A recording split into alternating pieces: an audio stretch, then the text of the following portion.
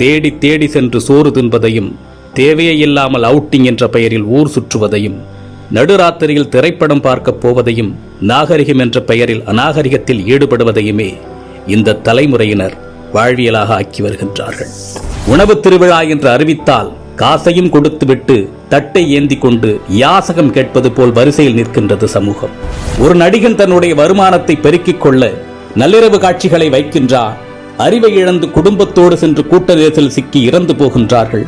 அதை பற்றி கவலைப்படாமல் தன்னுடைய வசூல் கணக்கை பார்த்து கொண்டிருக்கின்ற ஒரு நடிகனை தலையில் தூக்கி வைத்து வசூல் மன்னன் என்று கொண்டாடி கொண்டிருக்கின்றது இந்த சமூகம். பேசத் தெரியாத குழந்தைகளின் கையில் அலைபேசியை கொடுத்து அதை பெருமையாக பார்த்து ரசிக்கின்றது சமூகம். இரவு 2 மணிக்கு மிட்நைட் பிரியாணியை குடும்பத்தோடு சென்று சாப்பிடுவது கௌரவமாகிவிட்டது. நீங்கள் உங்கள் குழந்தைகளுக்கு உணவு கொடுக்கவில்லை, ஸ்லோ பாய்சன் கொடுக்கின்றீர்கள். உங்கள் தலைமுறையை மலடாக்குவதற்கு மருந்து கொடுத்துக் கொண்டிருக்கின்றீர்கள். பிள்ளையை பெற்ற பெற்றோர்களே, நம்மில் பலர் பிள்ளைகளை உருவாக்கவில்லை, நிறைய வருமானம் கொடுக்கும் ஜெர்சி மாடுகளை உருவாக்கி கொண்டிருக்கின்றோம். உங்களில் எத்தனை பேரின் பிள்ளைகளுக்கு அறிமுகம் இல்லாத ஒரு மனிதரிடம் 10 நிமிடம் உரையாட தெரியும்? சொல்லிக் கொடுத்திருக்கின்றீர்களா? இனி சொல்லிக் கொடுங்கள். உங்களில் எத்தனை பேரின் பிள்ளைகளுக்கு தன்னம்பிக்கைக்கும் தலைகணத்திற்கும் உள்ள வேறுபாடு தெரியும்?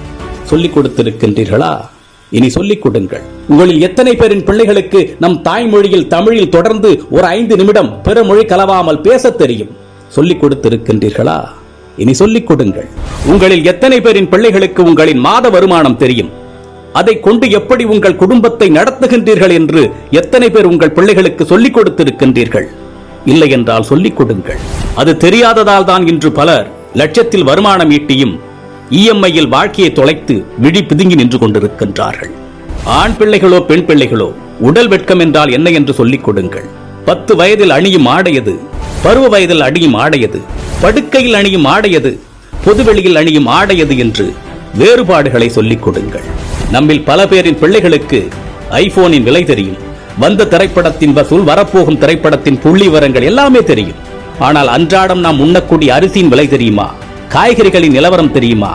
நம் பிள்ளைகளில் பலருக்கு பில்கேட்ஸை தெரியும், எலான் மஸ்கை தெரியும். ஆனால் நம் மொழிக்காக, இனத்தின் வளர்ச்சிக்காக இன்னுயிர் துறந்த தியாக வரலாறுகளை பற்றி தெரியுமா?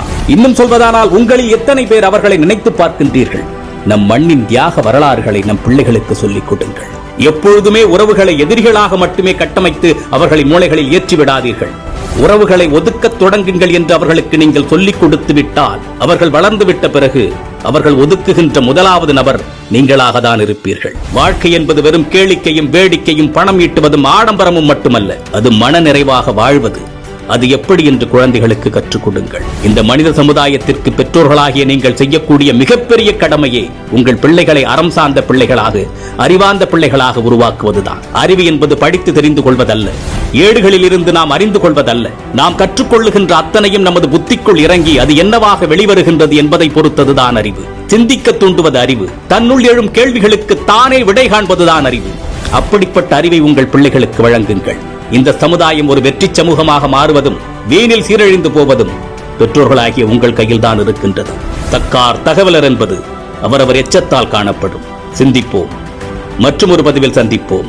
தமிழனாய் பிறந்தேன் என்ற பெருமையுடன் விஜய் சீதாராமன்.